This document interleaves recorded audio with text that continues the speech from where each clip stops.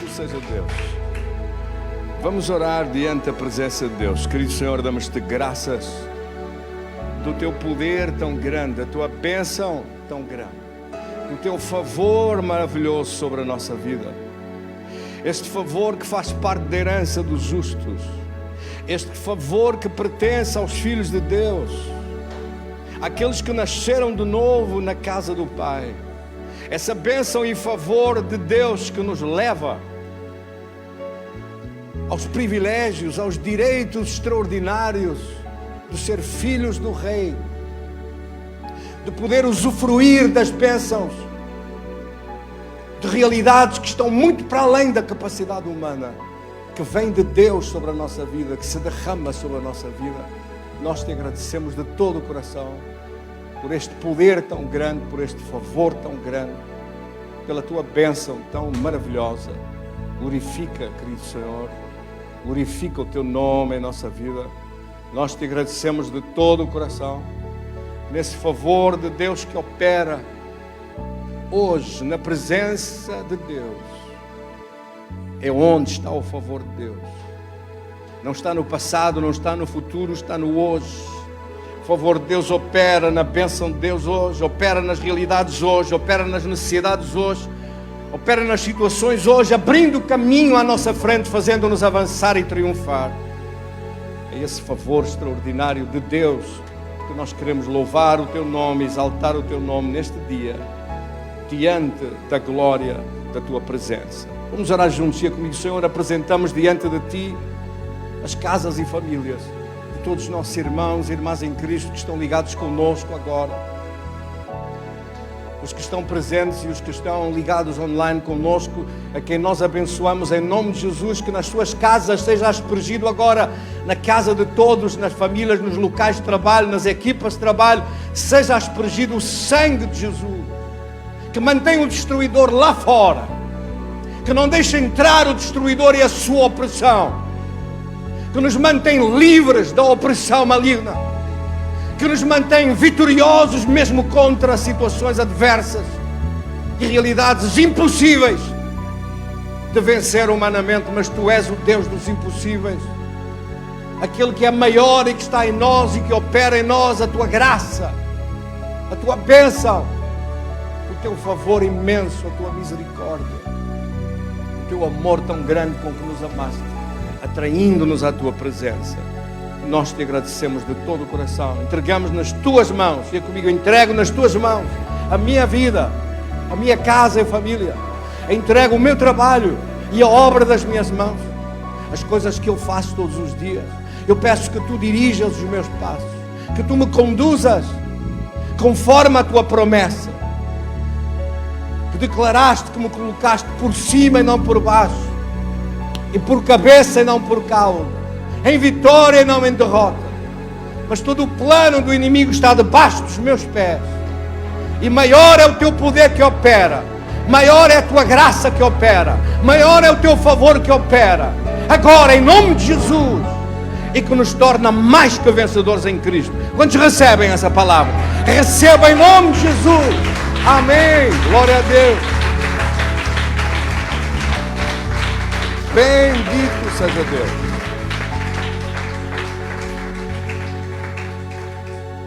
Vamos ler com o favor de Deus a palavra que está no livro de Lucas, capítulo 11. Diz: havia certo homem que tinha 2 filhos. O mais moço deles disse ao pai: dá-me a parte da herança que me cabe. E ele repartiu os bens pelos 2, por este filho. E então ele partiu. Não muitos dias depois, ajuntando tudo o que era seu, partiu para uma terra distante. Versículo 13. E lá dissipou todos os seus bens, vivendo dissolutamente. E depois de ter consumido tudo, sobreveio àquele país uma grande fome e ele começou a passar necessidade. Então ele foi e se agregou a um dos cidadãos daquela terra, e este o mandou para os seus campos a guardar porcos. Versículo 16. Lemos juntos. Lucas 15. Lucas capítulo 15, versículo 16. Ali desejava ele fartar-se das bolotas que os porcos comiam e ninguém lhe dava nada. Versículo 17, lemos juntos. Então, caindo em si, disse, mais uma vez, então, nesta tradução diz, então, tornando em si, disse, quantos empregados de meu pai têm abundância de pão e eu aqui pereço de fome? Levantar-me-ei, irei ter com meu pai, e dir-lhe-ei, pai, pequei contra o céu e perante ti, já não sou digno de ser chamado teu filho, faz-me como um dos teus empregados. Mas, o que é que o pai fez? Levantando-se, foi para seu pai, e quando ainda estava ao longe, viu seu pai e se moveu de íntima compaixão, e correndo lançou-se-lhe ao pescoço e o beijou.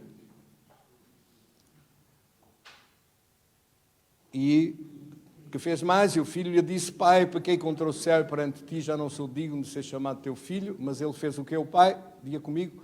Mas o pai disse aos seus servos, trazei depressa a melhor roupa e vestilho, e pondo-lhe um anel na mão e sandálias nos pés.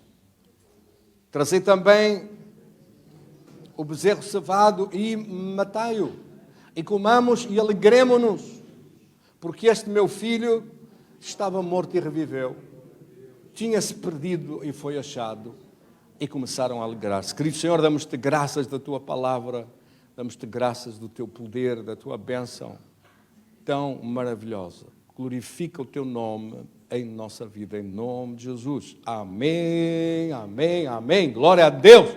Damos um aplauso para Jesus por essa palavra tão boa, tão maravilhosa. Bendito seja Deus.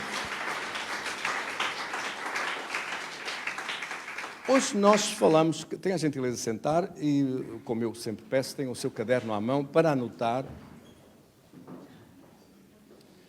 as igrejas mais avançadas do mundo, que é o nosso caso. Glória a Deus, amém. Você vê nas filas todas por lá fora, toda a gente com cadernos a anotar rapidamente, como alunos da faculdade, a escrever a toda a velocidade as coisas que vão recebendo, ou de Deus ou do pregador, da unção de Deus. E hoje há uma unção muito forte neste lugar, há uma presença de Deus maravilhosa.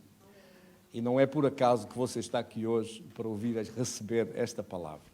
Amém, irmãos? Hoje vamos falar sobre o favor de Deus. Falamos estes dias para trás, durante uma semana, acerca do repouso de Deus, do descanso de Deus.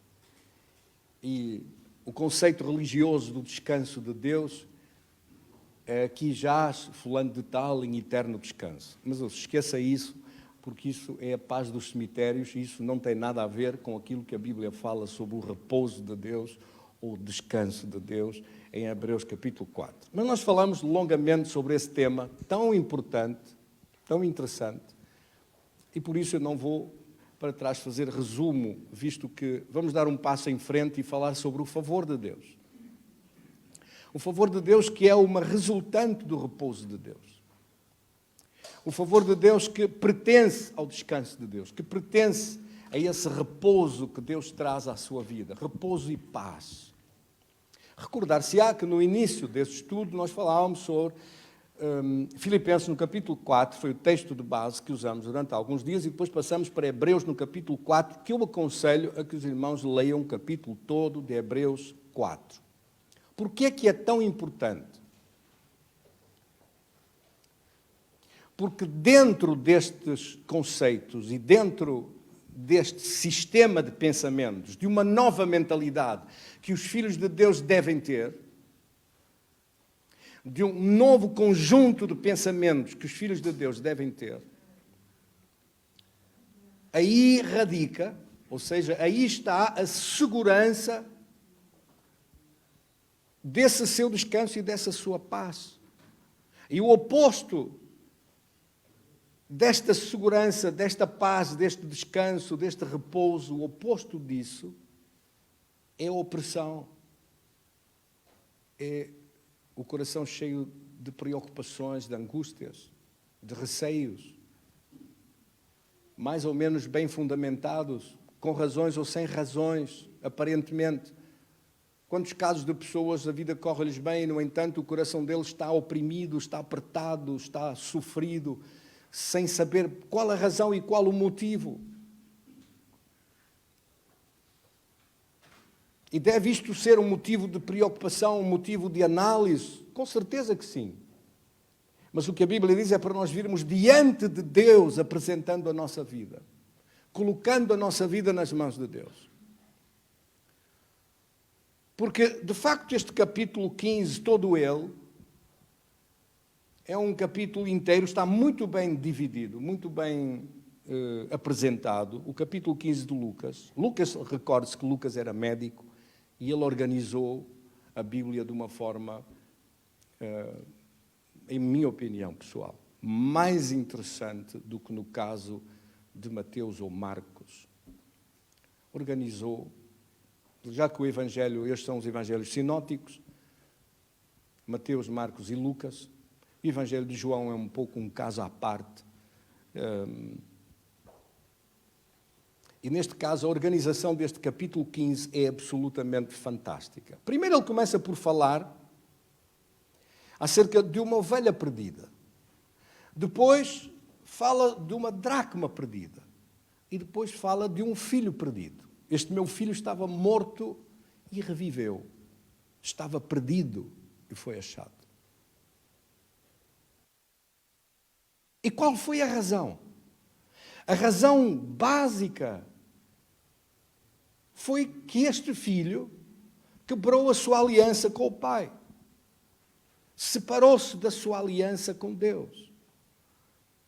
Porque não está a falar de um filho pródigo e de um filho desencaminhado. Está a falar de alguém que achou que na casa de seu pai não encontrava as respostas todas que precisava.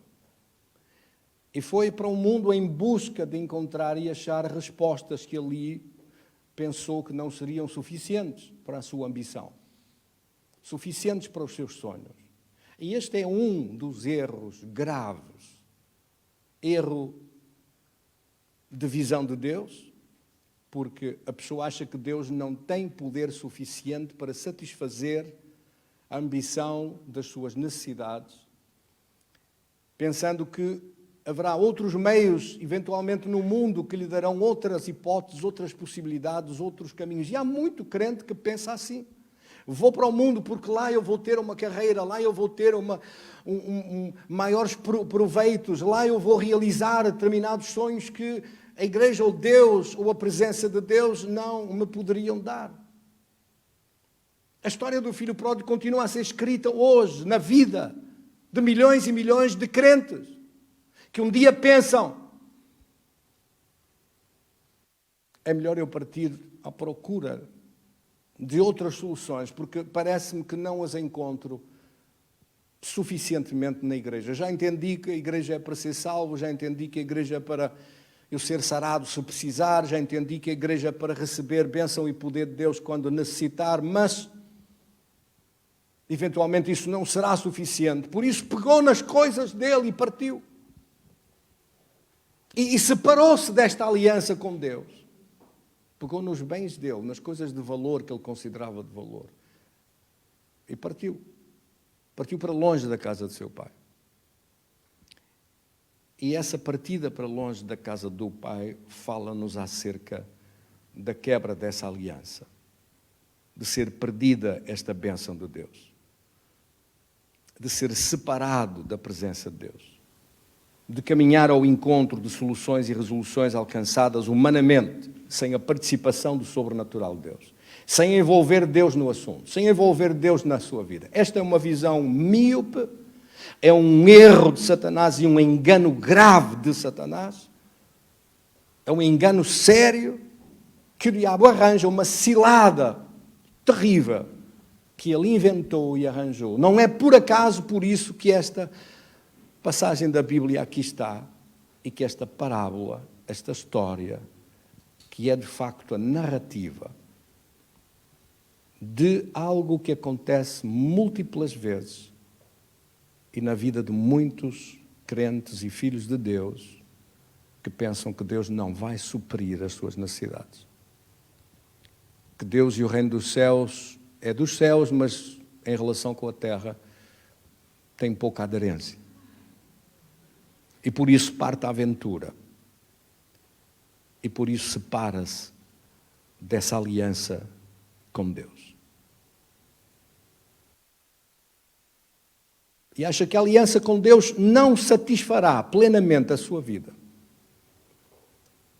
E ao tomar essa decisão, incorre nestes 3 problemas que aqui estão. O problema do filho pródigo, conhecido como o filho pródigo, é o problema da quebra da aliança com Deus, na ausência da casa de seu pai, a perda da bênção de Deus, a perda do favor de Deus, a perda da abundância que o pai tinha para ele, disponível para ele, a perda do acesso à multiplicação da herança que Deus tinha disponibilizado. Ele pega numa parte, mas Deus tinha tudo para o abençoar. No versículo 31, Deus diz: meu filho, tu sempre estás comigo, tudo o que é meu é teu. Não há restrições. Mas a falta de visão do que esta palavra significa, a falta de conhecimento, é nesta falta de conhecimento que o diabo se aproveita para trazer o engano e para derrotar os filhos de Deus. Deus não deixará de modo algum que a sua vida seja algum dia, por alguma razão, diminuída, se continuar na aliança com Deus em todos os aspectos da sua vida. O que é que perde em primeiro lugar? Perde aquilo que aquela ovelha perdeu. Perde o rumo, perde a direção de Deus, perde a influência de seu pai, perde os conselhos de seu pai, perde os propósitos em conjunto, perde os sonhos em conjunto, perde de realizar coisas com ele, perde o saber acumulado dele, perde a grandeza de tudo o que ele criou. Perde a possibilidade de ser co-criador com o Pai. Perde a abundância toda que está disponível. E pega numa pequena parte, achando que essa pequena parte vai, à sua maneira, nas suas forças, nas suas condições, nas suas capacidades, desligado do sobrenatural de Deus, vai conseguir suplantar e satisfazer tudo o que precisa. Erro, não vai. A ovelha que perde o rumo, a ovelha que fica desprotegida, que fica à mercê do lobo, que fica longe do redil, que fica desamparado, que fica sem ouvir a voz do pastor e a proximidade dele e da guarda de tudo o que está ao redor dele, da proteção. Ele fica agora à mercê dos perigos, à mercê de coisas que não conhece, como uma ovelha, à mercê da noite que desconhece. Uma ovelha tem uma vista curta, não tem garras para se defender, não tem dentes em condições para morder os seus opositores. Se caminhar pelo meio de silvados, fica lá presa, não consegue andar com aquela lã toda agarrada nela. Não vai longe. Precisa de águas tranquilas para beber. Precisa de pastos verdejantes e não sabe onde encontrá-los. Precisa da direção de Deus, da sabedoria de Deus, da revelação de Deus, da orientação de Deus. E não tem. Agora vai sozinho por um caminho que não sabe percorrer, porque nesta vida em que vivemos, nunca vivemos antes. Nem vamos viver depois. Precisamos de alguém que nos dirija, que nos guie, que nos conduza, que nos traga sabedoria, alento, forças em tempo de angústia, de desespero. Perder o rumo, perder o sentido, perder de saber onde está, para onde vai, para onde se dirige, o que vai fazer, os seus alvos, os seus objetivos, os seus propósitos, as suas realizações, perder o apoio, perder tudo o que está à disposição na casa do Pai, para contar com ajuda suplementar e, sobretudo, para contar com o poder do Pai, que é o poder sobrenatural de Deus, e não estar sozinho nas suas próprias limitações. Nós encontramos que nós próprios temos muitas limitações, mas encontramos alguém que não tem limites. Glória a Deus! Esse Senhor que não tem limites é aquele que nos quer a todos na casa do Pai. Ele não tem limites. Nós ficamos limitados.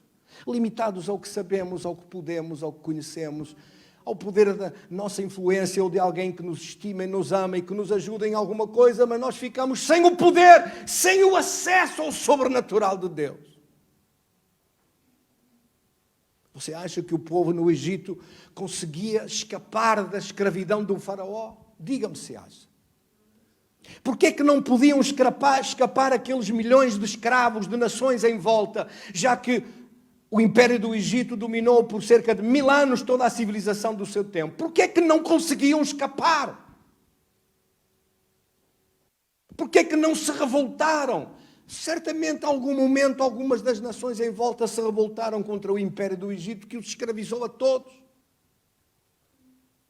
E os pôs todos a penar, a trabalhar como escravos para o imperador, para construir as suas grandes obras, para fazer as suas grandes coisas e criar o seu grande nome. E os outros eram todos escravos, até os hebreus ficaram escravos lá dentro. Porquê é que não se revoltaram? Perguntarão alguns. Porquê é que não se rebelaram? Porquê é que não reagiram? Porquê é que sofreram ali debaixo do chicote dos egípcios, dos exércitos egípcios, e não conseguiram sair? Acha que era porque não tinham coragem? Porque não teriam vontade de ser livres? Vou só contar-lhe um aspecto, só um, não vou contar 10 nem 20, para cansá-lo muito. Vou só contar um aspecto para você ver porque é que não conseguiam sair. Recorda-se quando Moisés chegou? E só Moisés e os hebreus conseguiram sair de lá. Mas então como é que conseguiram escapar? Como é que conseguiram sair? Porque eles viviam espiritualmente com uma aliança com Deus, como se estivessem de regresso à casa do Pai. Eles eram como este filho pródigo que regressou à casa do Pai. Quando Moisés atravessou o deserto com uma vara na mão e trouxe a palavra e disse: regressem à casa do Pai, regressem à vossa aliança com Deus, deixem de continuar a adorar os deuses dos egípcios.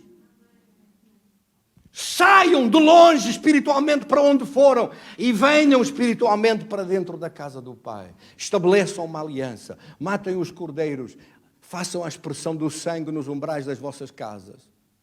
Quando o faraó recebeu a Moisés, o que é que aconteceu? O faraó chegou, viu a Moisés e disse: então mostra-me alguma coisa desse tal teu Deus que tu dizes que é um Deus poderoso.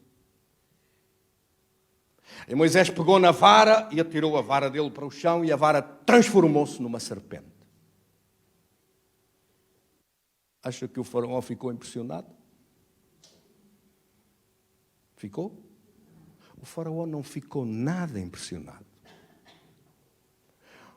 O faraó fez sinal, mandou chamar os seus mágicos, os seus magos, os seus feiticeiros e os seus sábios. Entraram de fininho no palácio do faraó.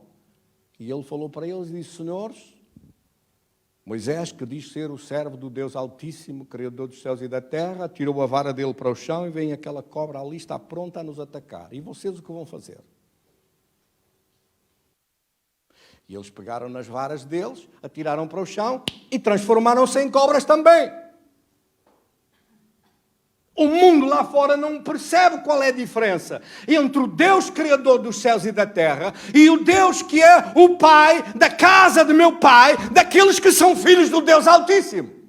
Não sabe ver a diferença. Afinal, as coisas às vezes parecem semelhantes. As cobras lá andavam. Semelhantes porque Moisés pegou na vara e apareceu uma cobra, mas os outros atiraram 3 varas e apareceram 3 cobras. Ainda eram mais. Só que a cobra, que era a vara de Moisés, correu para as outras, engoliu-as. Comeu-as. E Moisés pegou de novo pela ponta da vara e transformou-se numa vara de novo. E as outras 3 varas desapareceram. O que o faraó estava a dizer é, isso para mim é fácil, eu também tenho um poder disponível para ter este império e subjugar esta gente toda debaixo da escravidão. Satanás nunca fez nada bonito. Os impérios de Satanás são sempre impérios de escravidão, onde o povo que lá está dentro é um povo escravo. Olha agora para nações como a Rússia ou como o Afeganistão, são povos escravos. Olhe para nações na Coreia do Norte ou como Cuba, são povos escravos. Olhe para a Venezuela, transformou-se numa nação escrava, de escravos, dominados pelos seus líderes. E pensa assim, mas isso é o poder da política. Não é não. Por trás dessas ideias, por trás desses sistemas, por trás dessas formas de governar, existe um Satanás que quer escravizar as pessoas para que uma elite corrupta viva na opulência, enquanto os outros vivem subjugados na miséria e na pobreza abjeta. Há um poder satânico. Há um poder maligno por detrás de certas ideias. E esse poder maligno é o mesmo poder desde os tempos de Faraó até os nossos dias. E o resultado dele é sempre transformar as nações em nações de escravos. E só há um poder que liberta desta escravidão. É o poder de Deus. O poder de um povo que tem uma aliança com Deus. E esta aliança com Deus é maior que tudo e maior que todos. Amém? Esta aliança com Deus está em primeiro lugar acima de ideologias, acima de princípios, acima de caminhos, acima de ideias, de quaisquer tipos de conjecturas. Primeiro está Deus. Em primeiro lugar está Deus. Deus é o Criador de tudo. E por isso você entende que as pessoas, as nações estão subjugadas debaixo de um poder maligno. Como a Escritura diz, que o poder de Satanás domina o mundo jaz no maligno, o mundo está dominado pelo poder maligno. Assim que quando este filho saiu da casa de seu pai, trocou o poder sobrenatural de Deus que Moisés apresentou e foi ligar-se ao poder satânico e maligno do mundo, quebrando a sua aliança com Deus, ficou sem a unção de Deus, sem o poder de Deus e sem o favor de Deus. Sem a bênção de Deus. E agora ele tem que andar como escravo, à custa de sofrimento, à custa de opressão, à custa de dar o litro, à custa de sofrer e sofrer bem, à custa de grandes preocupações, à custa de ter que se esforçar no máximo, e às vezes mesmo esforçando-se no máximo, serve apenas para alcançar os mínimos. E o dinheiro parece que entra num saco furado, entra por um lado e sai por outro e desaparece passado pouco tempo. E o dinheiro vê-se aflito para chegar ao fim do mês. Porque é uma corrida de ratos, como se um ratinho estivesse numa roda, a correr, a correr, a correr, a correr, a correr, a correr dentro da gaiola a toda a velocidade, e ele parece que corre muito, mas está dentro de uma gaiola. Está escravo de um sistema que escraviza e domina, porque lhe falta o poder de Deus. Perdeu o rumo, perdeu o poder de Deus, perdeu o valor que Deus tem dentro de si e que só pode ser aproveitado para ser gerido pela graça de Deus. E essa é a segunda parte da parábola, aquela dracma perdida. A dracma não perdeu o valor, mas a Bíblia diz-nos sobre isso que havia uma mulher que perdeu uma dracma e um dia encontrou-a, caída por trás, em algum móvel, ao varrer, ao limpar, encontrou uma dracma. Aquela dracma poderia ter comprado leite para as crianças, poderia ter comprado pão para casa, comida para aquela casa, servia para pagar uma conta de uma semana ou mais, naquela família toda, uma família grande. Mas a dracma estava perdida. O valor estava lá, mas o valor não tinha aplicação. O valor não conseguiu sair dela para produzir alguma coisa útil, mais capaz. A capacidade estava lá, mas a capacidade não fluía. O poder estava lá, mas o poder não realizava nada. O valor estava lá, mas esse valor não se transmitia em resultados. As ideias estavam lá, mas as ideias não fluíam. Tudo estava lá, mas estava fechado em si mesmo. E isso mostra-nos o que é a quebra de uma aliança com Deus. Faz com que aquele valor todo que ali está não sirva para muito, ou não sirva para tudo o que Deus tinha preparado para que fosse. É um valor que está ali, que existe. A pessoa continua a ter muito valor, continua a ser a mesma pessoa, continua a ter grandes capacidades, continua a estar pronta e disponível, mas então porquê é que não acontecem melhores resultados? Porquê é que não flui? Porquê é que a vida não anda? Porquê é que as coisas não resolvem? Porquê é que o sucesso não vem? Porquê é que a abundância tarda? Porquê é que não se consegue vencer esse mal, ou essa doença, ou esses complexos, ou essa dificuldade? Porquê é que as coisas são tão difíceis? Arrastam-se com custo. O que é que se passa? O valor está lá, mas o valor não produz, porque lhe falta a bênção do favor de Deus, da proximidade e da sua aliança com Deus. E a falta da execução desta aliança com Deus, a ausência desta aliança com Deus, faz com que a pessoa fique nas suas limitações humanas, sem participação do poder de Deus sobre a sua vida. Amém? Por isso, veja esta mudança tão grande que aconteceu. Assim que este rapaz, lá longe, no versículo 17, Lucas 15, 17, caindo em si. Outra tradução diz, tornando a si. Quer dizer, era como se estivesse em coma e tornou a si. É como se estivesse desmaiado durante um tempo, inanimado, sem forças, e acordou para a vida, acordou para a realidade, acordou finalmente. Abriu os olhos e viu uma coisa nova, que chegou a uma conclusão, que a sua vida sem o seu pai, sem a casa de seu pai, não fazia sentido. Afinal, tudo o que tinha sido uma cilada, um enredo, tinha sido atraído para uma derrota apresentada pelo inimigo, para derrotá-lo, para humilhá-lo, para espezinhá-lo, porque o problema estava exatamente aí. A falta da casa do pai. A quebra da sua aliança com o pai. Então, caindo em si, disse, na casa de meu pai. Quantos empregados do meu pai têm abundância? De pão, de tudo, de roupa, de assistência, de suprimentos, de ajudas. Não lhes falta nada. E são empregados, e eu sou filho e estou aqui nesta pocilga, nestes porcos, nestas bolotas. Como é que eu vim parar aqui? Você nunca se perguntou isso? Essa é a pergunta que faz toda a pessoa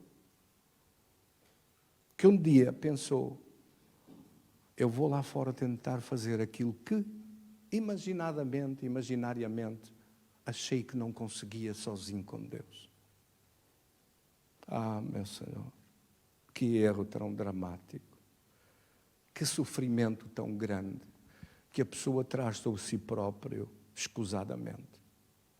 Porquê? Por causa deste conceito errôneo, por causa desta premissa falsa, por causa deste engano de Satanás. Este engano de Satanás que disse a Jesus, anda para o mundo, eu ofereço-te isto tudo, vais ver que a felicidade vai multiplicar-se, as coisas todas vão fluir, vais abrir os olhos e vais ver. Mas depois não consegue abrir os olhos de tão pisados e de tantos socos que levou no mundo lá fora. Não consegue ver nada a não ser escravidão e perda, e dores e feridas e lágrimas, e esforço em vão. Porque ainda se diria, mas se a pessoa se esforça tanto, trabalha tanto e no fim tem proveitos formidáveis, bem, graças a Deus pelo esforço. Agora, quantas e quantas pessoas esforçam-se, trabalham, espremem a vida no fim, espremem e não sai nada. Pelo contrário, o pouco que tinha perdeu, e o que julgou ser muito ficou sem nada.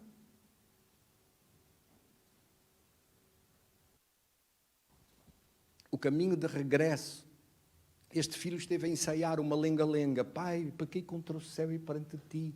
Já não sou digno de ser chamado teu filho. Recebe-me ao menos como um dos teus funcionários. E foi pelo caminho trauteando esta melodia triste e negativa, pensando que ele assim vai ter compaixão de mim e vai me perdoar e vai me aceitar. Ao menos se não for como filho, aceita-me como um funcionário dele. Mas o pai não ligou nada a essa conversa. Repare que ele não fez mesmo caso nenhum daquilo que ele vinha a falar sozinho pelo caminho. Deixou-o falar, ele falou e ele abraçou. No meio das palavras, abraçou. Ele vinha com as roupas da pocilga, o pai abraçou. Pai, disseste, meu filho, ao tempo que eu estou a vê-lo, a vir ao longe, à espera que ele se aproxime outra vez, que ele venha de novo, que ele caia na realidade, que ele entenda que eu estou com os braços estendidos para ele, que não o acuso, não o recrimino, não o insulto, não o trato mal, não lhe chamo a atenção, não o lanço em rosto. Eu tenho amor por ele e o perdoei. Glória, glória, glória! Esse é o amor da casa de meu pai. O mundo não entende esse amor. O mundo não percebe nada. O mundo não entende nada do que é a grandeza da misericórdia e do amor do Pai. Por isso ele nem quis saber nada daquela lenga-lenga. Aceita-me só como é possível? Aceita-me como um dos teus empregados, deixei de ser teu filho. O pai olha para ele e pensa, continuas a pensar tudo ao contrário, filho. Vais ter que ter um longo caminho de recuperação dessa negatividade, dessa quebra de imagem. Vou ter que te restaurar todo, vou ter que te fazer saber quem tu és. Tu és meu filho, glória a Deus, tu és filho do rei. Tu és filho do rei! Tu és filha do rei! Tu nunca podes ser empregado na casa do rei! Jesus disse, já não vos chamo servos, mas chamo-vos amigos. Tu nunca podes deixar de ser aquilo que o Pai te gerou para ser. Tu foste gerado como filho do Deus Altíssimo. Tu foste gerado com o ADN do Rei. Em tua vida corre um sangue real. Tu nunca vais poder deixar de ser filho do Rei. Mas essa ideia do mundo, Satanás tinha enchido a cabeça dele. O mundo tinha-lhe dito que ele não prestava para nada, que não conseguiu ter sucesso, que não conseguiu realizar, que não conseguiu fazer, porque o chamado dele era muito mais alto. E esse chamado sem a favor de Deus e sem a bênção de Deus não funciona. Só funciona na casa do Pai. Não funciona lá fora, para aqueles que têm o chamado do Rei. Se você foi chamado pelo Rei, lembra-se, não vai funcionar lá fora, vai funcionar na casa do Pai.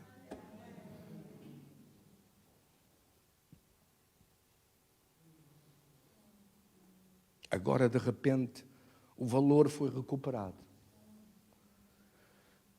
Foi-lhe dado uma roupa nova, um vestido novo.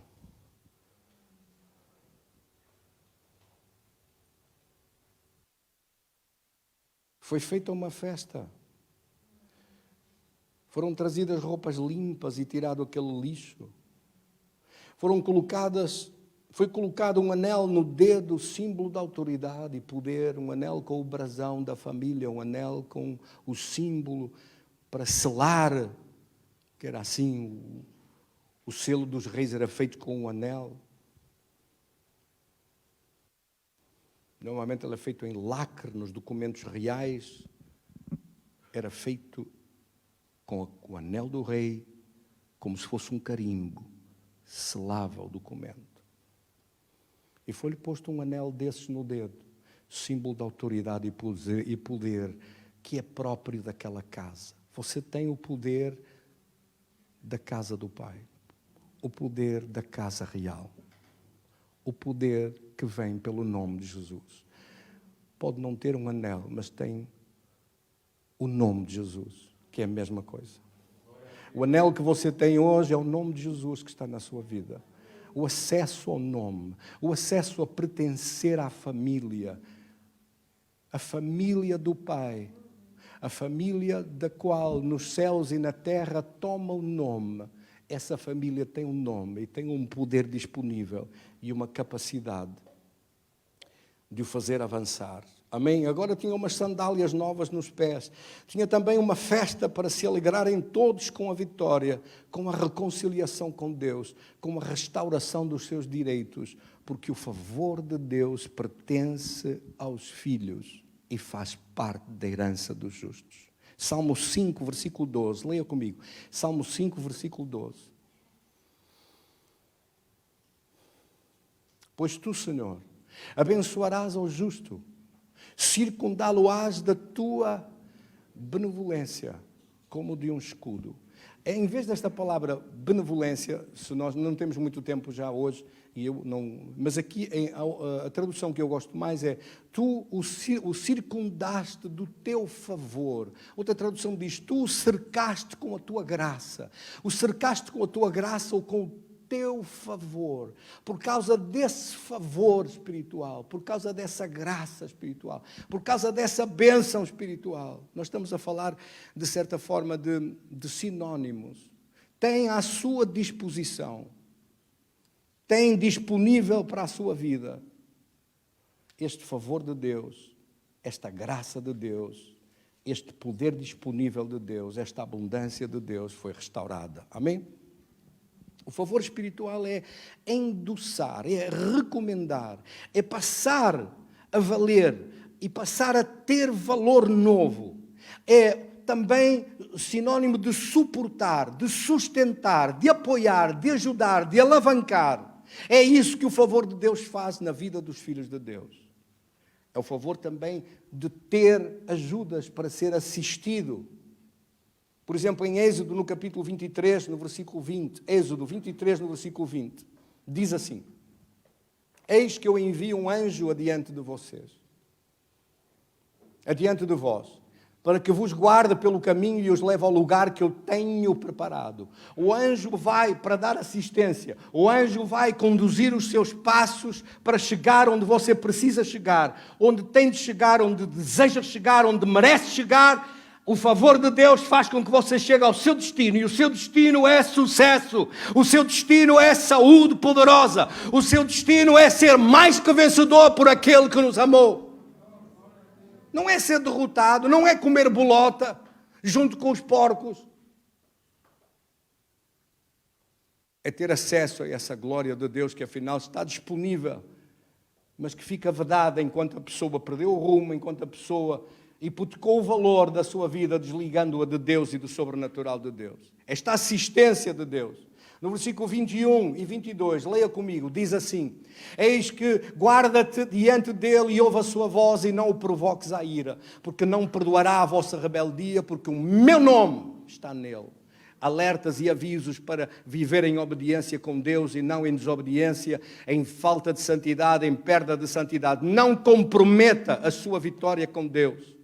E no versículo 22 diz, leia comigo, mas se diligentemente ouvires a sua voz e fizeres tudo o que eu disser, então, leia comigo, serei inimigo dos teus inimigos e adversário dos teus adversários. Sabe o que significa isto? Deus se põe na batalha contra aquilo que estiver contra si.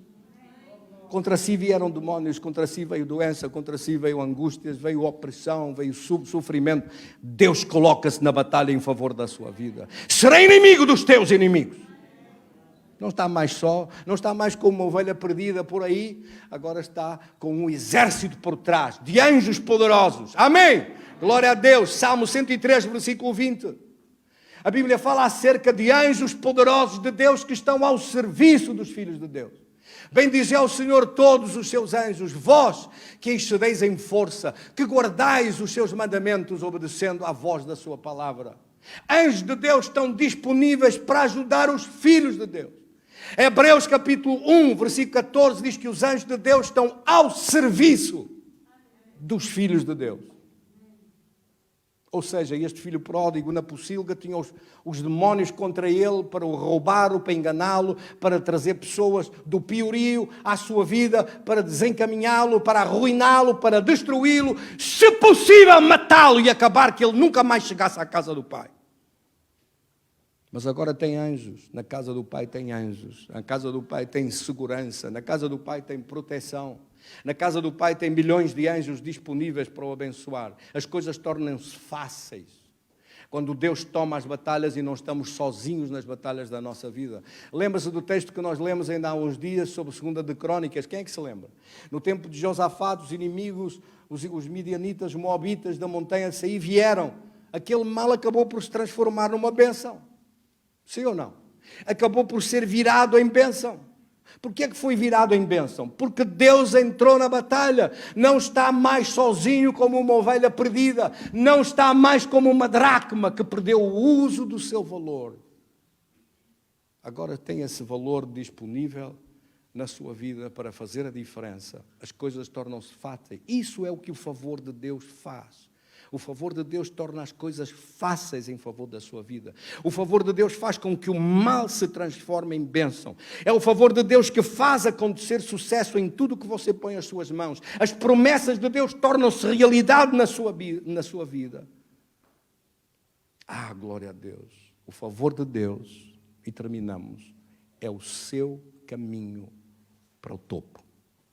Diga isso comigo. O favor de Deus é o meu caminho para a glória de Deus. É o meu caminho para o poder de Deus. É o meu caminho para sucesso, para proteção, para abundância, para respostas, para soluções. Não despreze a unção de Deus que está disponível para si. Não despreze a bênção de Deus que está disponível para si. Não se desligue da sua aliança com Deus. É essa a causa da sua opressão, do seu sofrimento.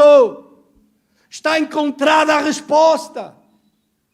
Busque, aproxime-se, regresse, caia em si como este filho pródigo disse: na casa de meu pai há tanto e tantas coisas que estão disponíveis e eu aqui longe a comer bolotas com os porcos. Quem é que o mandou? Fui obrigado a ir para lá? Muitas vezes nós sofremos por causa das más escolhas, das más decisões da nossa vida. E a pior de todas as decisões é afastar-se da aliança com Deus. Essa é a pior de todas as decisões. Quer saber qual é a pior decisão que pode tomar? É afastar-se da sua aliança com Deus. Não se deixe enganar pelo inimigo. Não se afaste da sua aliança com Deus. Porque afastando-se da sua aliança com Deus, todo o poder disponível, todo o favor de Deus que está disponível para si, deixa de operar. Deixa de se manifestar. Deixa de tornar fáceis as coisas. O favor de Deus faz com que as coisas fiquem muito mais fáceis.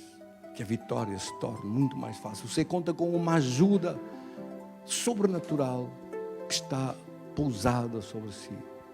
O manto da presença de Deus, da unção de Deus. E tudo aquilo que encontra, tudo aquilo que vê,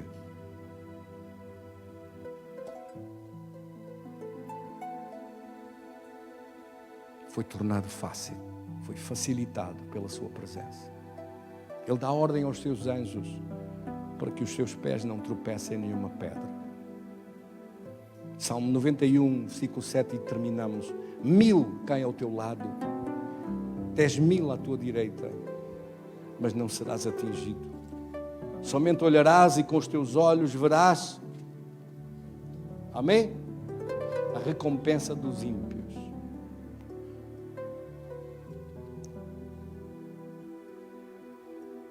Versículo 9. Pois tu, ó Senhor, és o meu refúgio. No Altíssimo fizeste a tua habitação. Versículo 10. Nenhum mal te sucederá, nem praga alguma chegará à tua tenda. Pois Ele dará ordem aos teus anjos a teu respeito. O seu nome é conhecido pelos anjos do Pai. A seu respeito. E esses anjos que recebem ordens a seu respeito, recebem ordens para o guardar em todos os seus caminhos, para retirarem toda a pedra de tropeço à sua frente, para não permitir que o seu pé tropece em alguma pedra. Bendito seja Deus. Amém?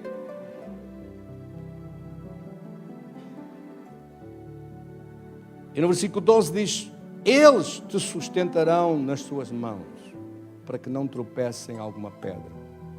Na casa de meu pai há poder para pisar o leão e o áspide, para calcar aos pés o filho do leão e a serpente. Porquê?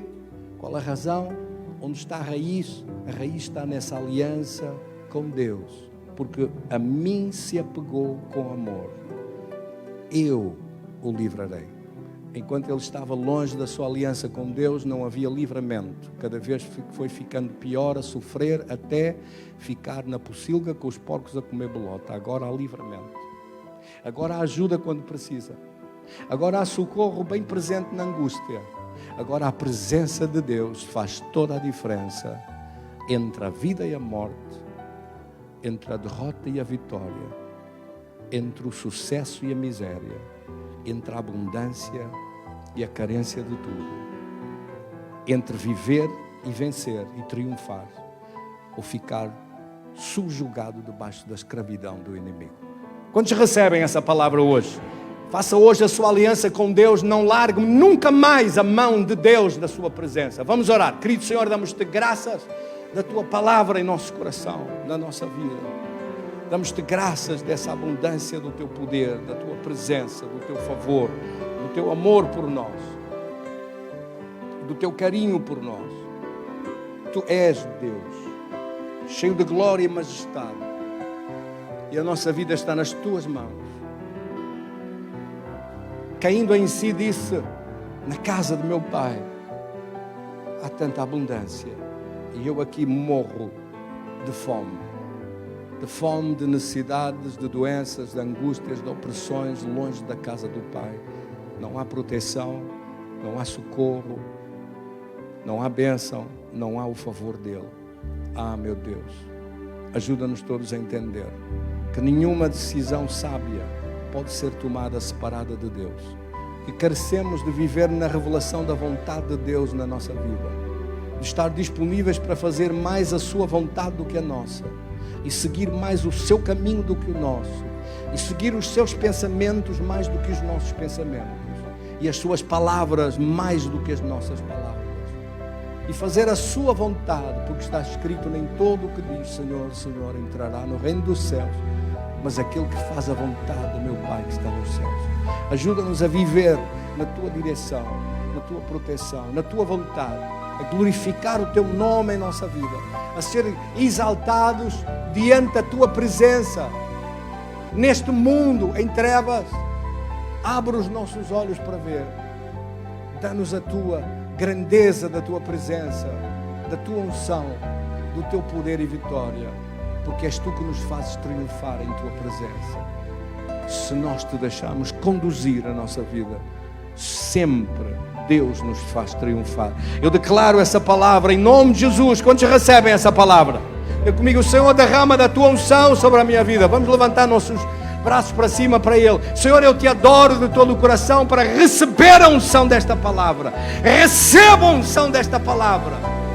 Retomo a minha posição como filho ungido de Deus, para receber da abundância da tua casa. Recebo dessa unção do teu poder, deste favor tão grande, deste endosso de Deus na nossa vida, deste suporte e sustentação na tua presença, nos recursos extraordinários do teu poder que opera sobre nós. Eu te agradeço que recebo agora, em nome de Jesus. Em nome de Jesus, em nome de Jesus. Quantos recebem? Receba essa unção de Deus, receba essa glória da presença de Deus na minha vida.